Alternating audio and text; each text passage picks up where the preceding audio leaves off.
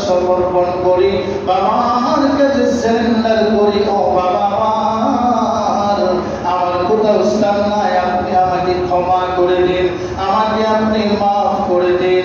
ঠিক তেমনি ভাবে তাফসীরের কিতাবে লিখে মানুষ একবার এক ধরনের গুনাহ করে আল্লাহ সুযোগ দিয়ে দেয়, আল্লাহ সুযোগ দিয়ে দেয়, বারবার সুযোগ করে দেয়। মিথ্যার গুনাহ করে আল্লাহ সুযোগ দেয়, তাকে ধ্বংস করে না।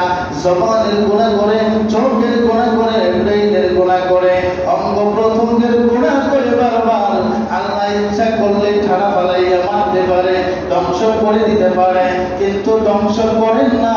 কেন ধ্বংস করেন না? আল্লাহ পাকের কাছে সারেন্ডার করার জন্য সুযোগ রেখে দিয়েছে। এটার বাস্তব উদাহরণ হলো সাহাবায়ে কেরাম। বলেন তো কোন সাহাবী আছে যে শুরু থেকে মুসলমান ছিল?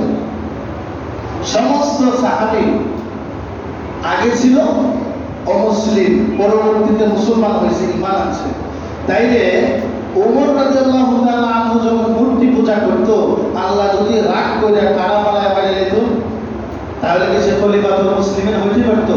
এত বড় সাহাবী হইতে পারতো? জান্নাতের সার্টিফিকেট ওয়ালা লোক হইতে পারতো? পারতো না।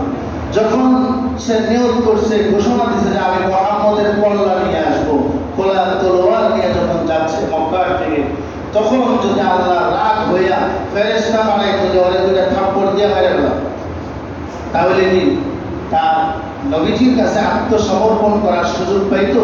ইসলামের ছায়াতলে আসার সময় পাইতো?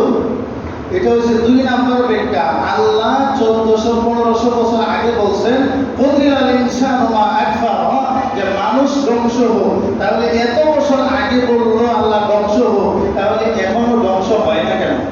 এটা হলো 1 নম্বর ব্যাখ্যা। 2 নম্বর ব্যাখ্যা হলো ফেরাউনের নাম শুনছেন, নমরুদের নাম শুনছেন। নমরুদের নাক দিয়া মশা ঢুকছিল, শোনেন নাই? নমরুদের নাক দিয়া মশা ঢুকছিল। এটা ভুল, কারণ মাদারীপুরে কিন্তু মশা কম না, অন্য জেলার থেকে অনেক মশা। এই পর্যন্ত কি শুনছেন যে একজনের মশা ঢুকে গেছে নাক দিয়া? এত বড় ছেত্রী ঢোকে নাই। কেন ঢোকে নাই? চুল আল্লাহ তাআলা দিয়ে দিয়েছে, এটা ওটা নিয়ামত, নাকের ভিতরে চুল। যদিও কোনো ভালো ময়লা বা কোনো পোকা ঢুকে যায়, আর খালি ফিম করে ছেড়ে দিলে দেখে চলে গেছে, কিন্তু নাকে যে মশা ঢুকেই নাই, ভালো মশা। অথচ নমরুদের নাক দিয়ে একটা নেকড়া মশা ঢুকছে, তার মানে ঢুকছে না, আল্লাহ ঢুকাইছে। এটা হচ্ছে আল্লাহর ধ্বংসের একটা লীলা। 2 নম্বর ব্যাখ্যা তাফসীরের মধ্যে।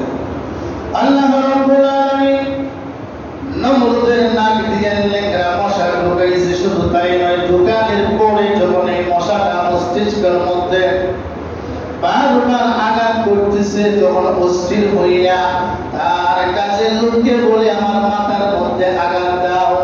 আঘাত করলে কিছু সময় মশার বিরক্ত থেকে, বিরক্তকর কাছ থেকে, কামড় থেকে সে বেঁচে থাকে। আবার যখন মশাটা বুঝতে পারে এখন আর তার মাথায় আঘাত করে না, তখন আবার কামড় দিয়ে দেয়।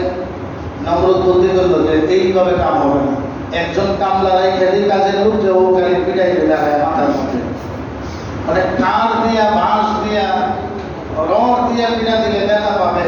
পরে তো আমার জুতা নেই, জুতা দিয়ে পিটা দেয়। কি বোঝেন?